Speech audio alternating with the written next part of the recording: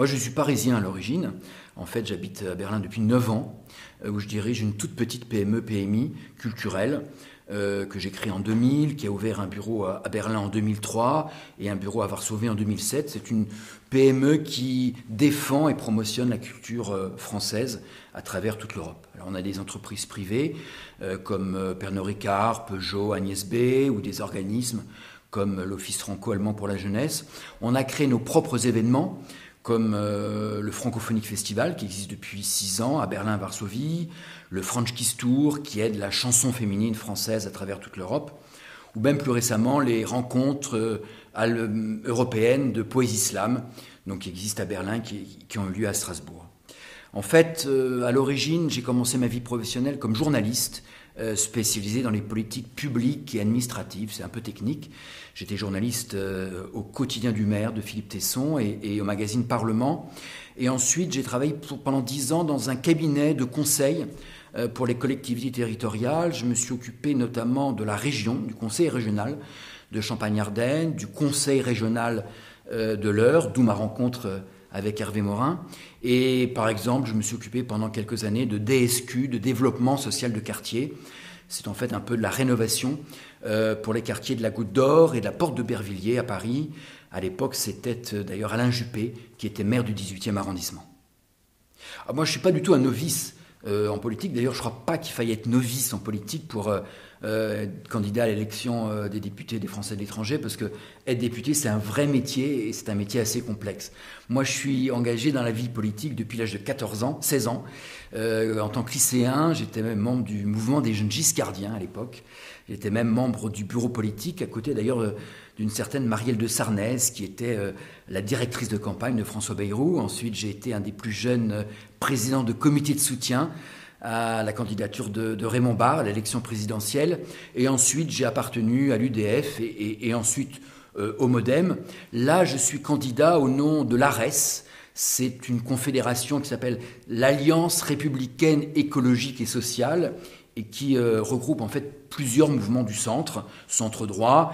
Il y a le Parti radical de Jean-Louis Borloo et de Ramayad, il y a le Nouveau Centre d'Hervé Morin, il y a Convention démocrate d'Hervé de Charette, il y a Écologie républicaine, il y a Femmes au centre, il y a un certain nombre de mouvements comme ça du centre droit de la vie politique française.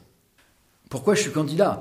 C'est très simple. Quand on m'a proposé d'être candidat à cette élection législative, c'est presque pour moi, j'ai presque accepté naturellement.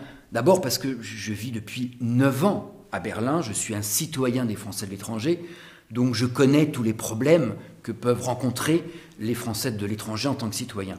Ensuite parce que je suis également patron d'une petite PME-PMI, donc je connais tous les problèmes que peuvent rencontrer les jeunes chefs d'entreprise, les problèmes de TVA, de fiscalité à travers l'Europe, avec l'Allemagne, avec la Pologne et même avec tous les autres pays, puisque je travaille depuis 9 ans maintenant avec pratiquement tous les pays de l'Europe, avec les ambassades, les entreprises, avec des instituts français. Et puis troisième raison, c'est parce que le cœur de mon métier, c'est justement la défense et la promotion de la langue et de la culture française. Et d'ailleurs, c'est inscrit pratiquement dans tout le programme des candidats. C'est d'ailleurs une de mes priorités. C'est le cœur de mon métier. Et j'y travaille depuis 9 ans, donc c'était presque naturel pour moi d'être candidat à cette élection législative. D'abord, il siégera à l'Assemblée nationale comme tout autre député des Français. Il votera des lois, il contrôlera le gouvernement, il fera des propositions de loi, il proposera des amendements à des propositions de loi. Tout cela dans l'intérêt des Français de l'étranger. Ce sera d'ailleurs une grande première, mais comme n'importe quel député qui défend l'intérêt de ses électeurs. Deuxièmement, je pense qu'il a une mission importante de médiateur de terrain entre les électeurs et les administrations. Un député doit d'ailleurs bien connaître les rouages de l'administration pour pouvoir intervenir et aider au quotidien et résoudre au quotidien les problématiques de ses électeurs, et là en l'occurrence des Français de l'étranger. Troisième mission, même si j'aime pas trop ce mot, une mission de lobbying. Il devra intervenir, là encore, auprès des administrations ou des ministères pour défendre et faire avancer des dossiers. Un exemple, le projet Flamme. langue maternelle française, qui est doté de 600 000 euros et qui concerne à peu près 62 projets qui sont aidés chaque année, dont 32 en Europe. 600 000 euros, ce n'est pas assez. Le député des Français de l'étranger, avec les sénateurs, devra faire pression pour essayer d'augmenter ce budget afin qu'il soit plus important. Pas la même chose pour les instituts français. Les instituts français sont en grande difficulté en ce moment.